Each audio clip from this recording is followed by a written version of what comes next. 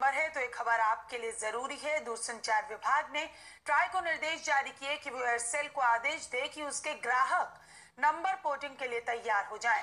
दरअसल supreme court ने 6 जनवरी को एयरसेल का लाइसेंस कैंसिल करने का आदेश दिया था, जिसके बाद अब दूरसंचार विभाग ने एयरसेल को यह आदेश जारी किया है।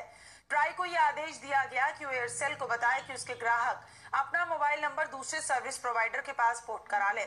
इस मामले में दूरसंचार विभाग को 27 जनवरी को सुप्रीम कोर्ट में जवाब दाखिल करना है। एयरसेल के पास अभी 14 सर्कल में करीब 9 करोड़ से ज्यादा ग्राहक हैं।